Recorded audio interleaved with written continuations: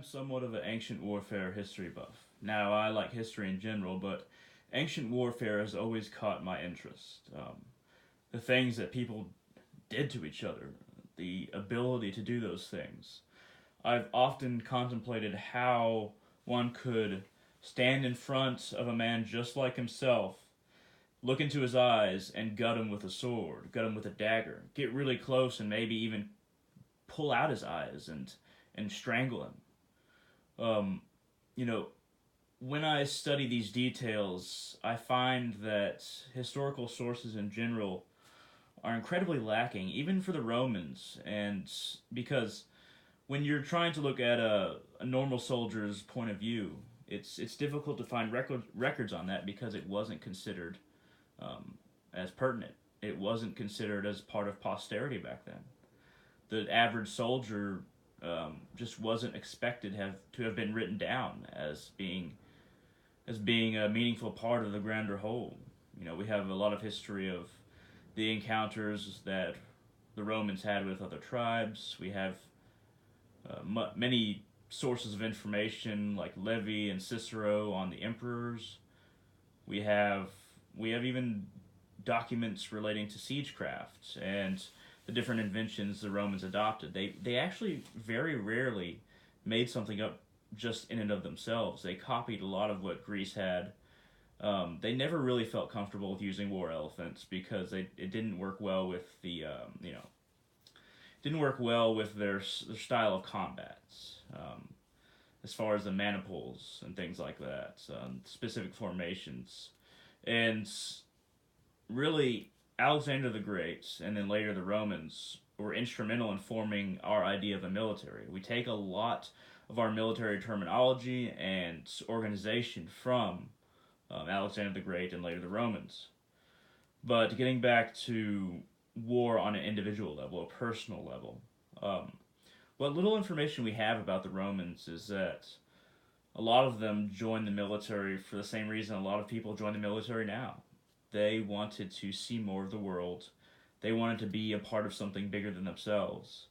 They wanted to gain a healthy and happy old age, grants of land, and also booty if they were part of campaigns that an emperor or legate allowed them to sack a town and take whatever they wanted, then they could come back with riches.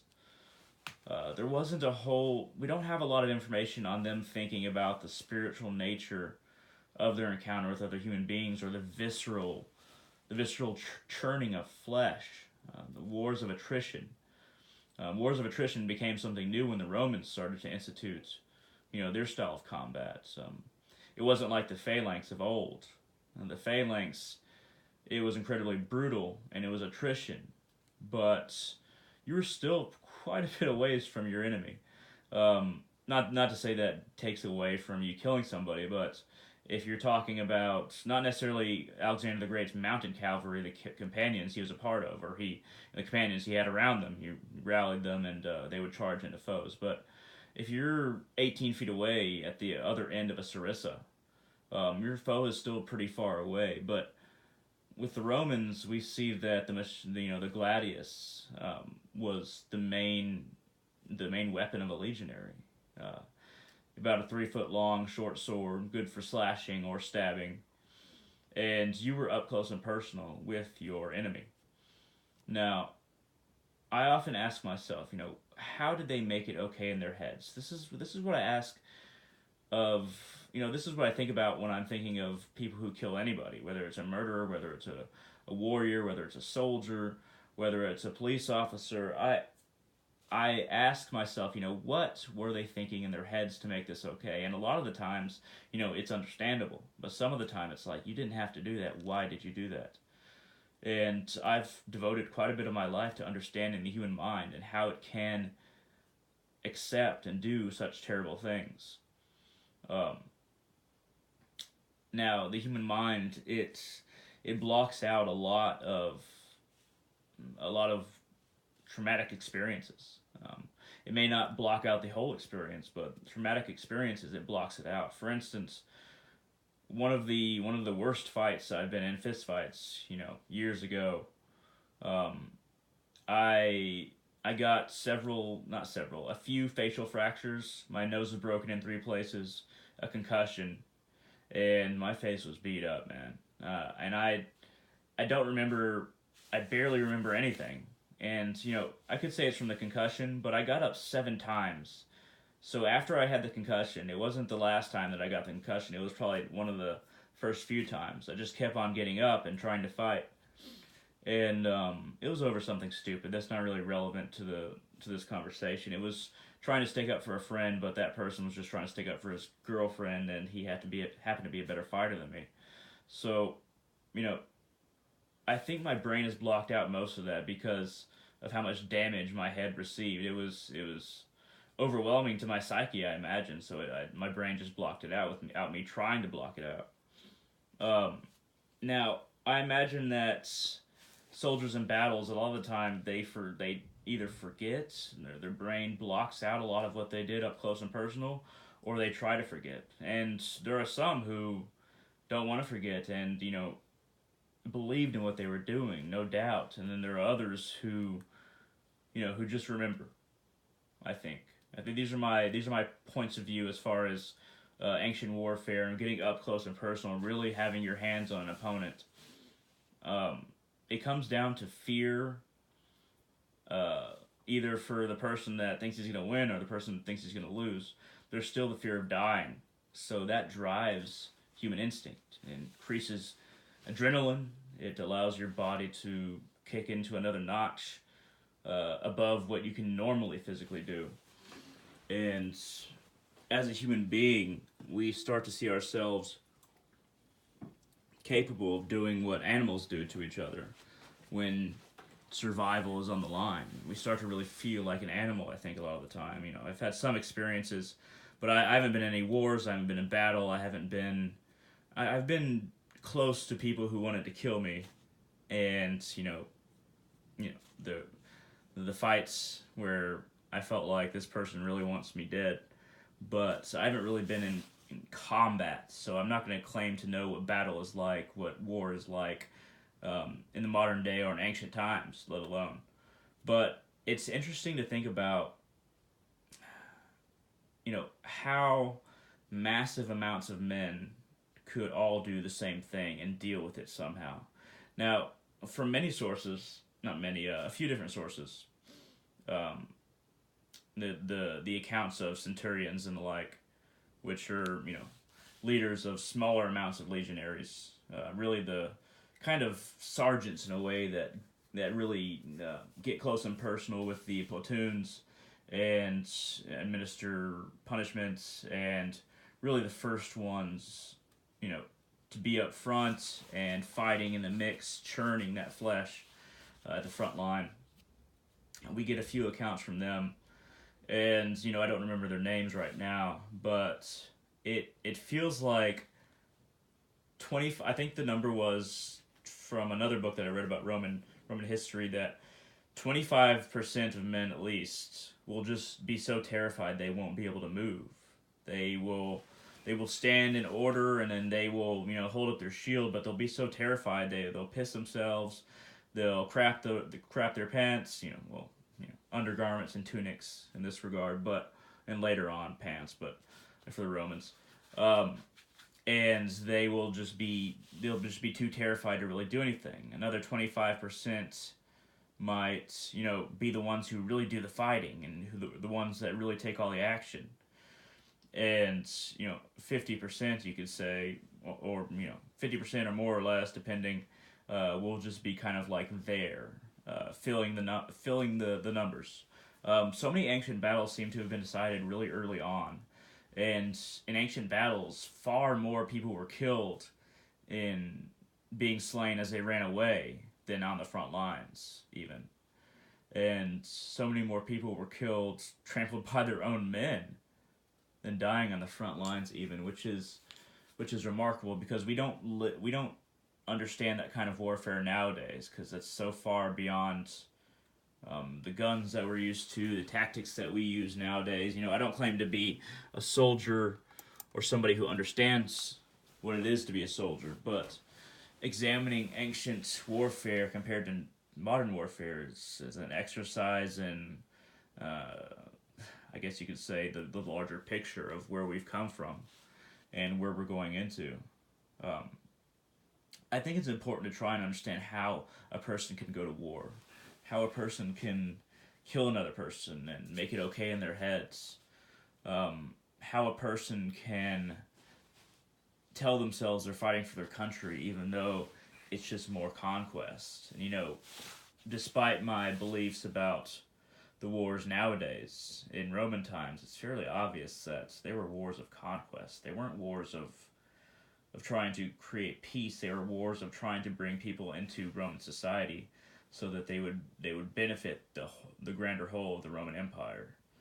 And in a lot of ways, I actually was listening to a podcast today, and I heard something that I haven't heard before, that when the Roman Empire became Christian, after Constantine, we see that there's this idea of the army of Christ, that the Roman army was the army of Christ, and it was just fighting against the forces of the devil.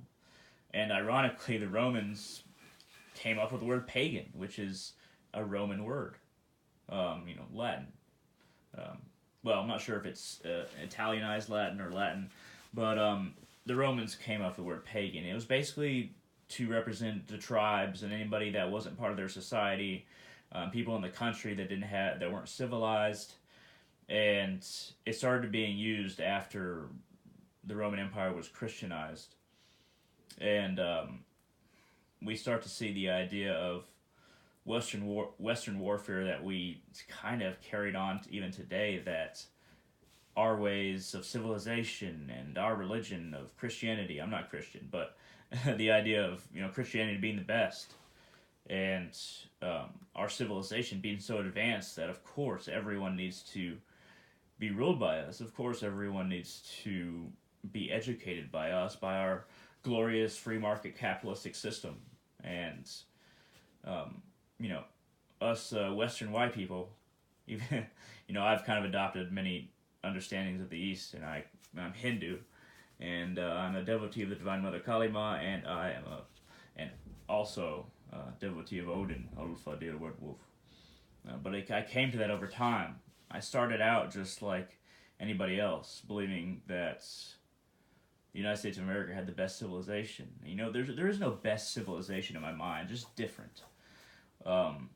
I believe in a free civilization, and one that is spiritually open, which you would say is the United States of America in a lot of cases. But I think that it needs to be also politically open to the ideas of beyond just the two-party system. But I'm getting off topic.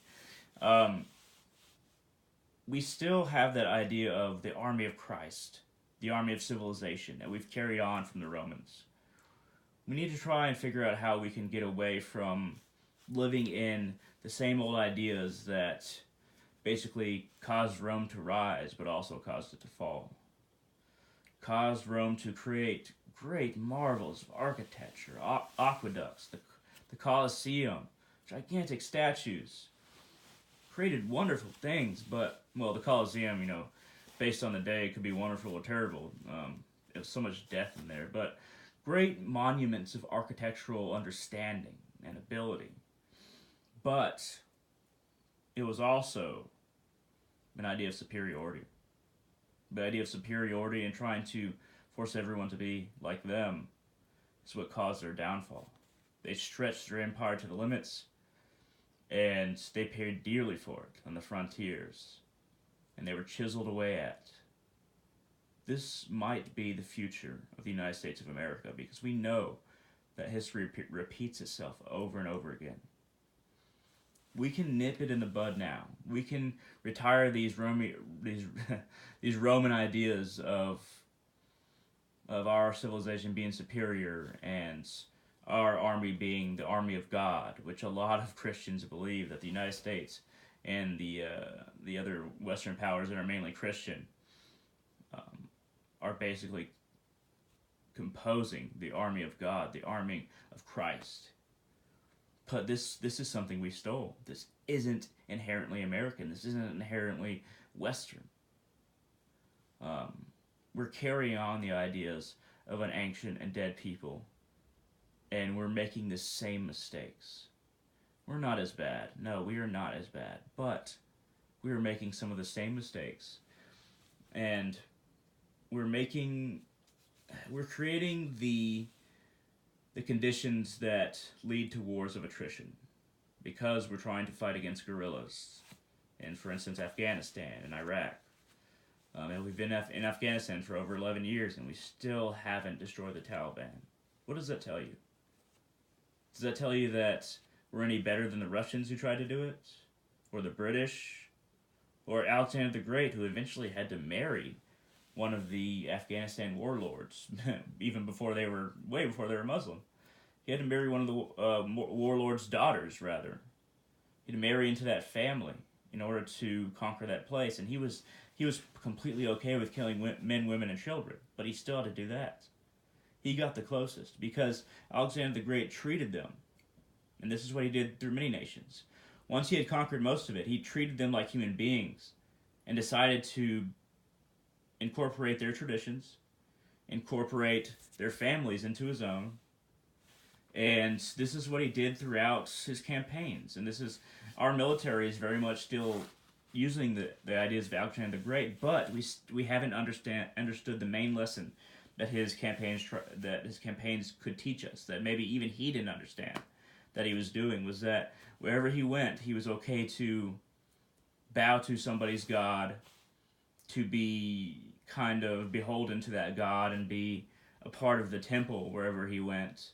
He treated people like he was a monster who crucified many people, but he understood how to make a society bow its head to him. He understood how to make a society, at the very least, or perhaps most, be friends with him. After all the terrible things that he did. And we've done many terrible things, the United States of America, in foreign wars. I'm not going to name them all because I don't want to get into particulars. But what we haven't done that we did with the Marshall Plan in Germany and Japan is that we haven't decided to make Afghanistan or Iraq Western allies. We haven't treated them like human beings in the way that we've treated Japan and Germany in the past with the Marshall Plan. There needs to be more medical care given out, more housing construction, more just basic food and water given. We need to reconstruct what we've destroyed and even make it better, so that nobody wants to go back to the way things were.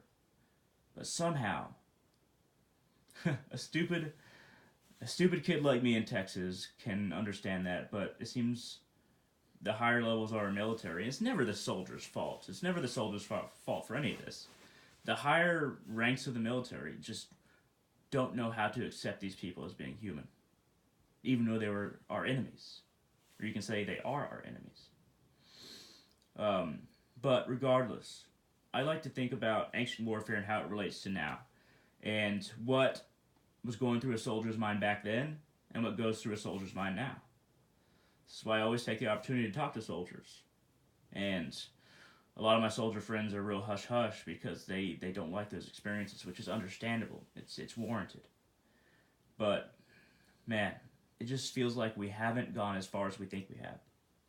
And we're still carrying on the traditions of Macedon and Rome. I hope that we can get away from the ideas of ancient warfare.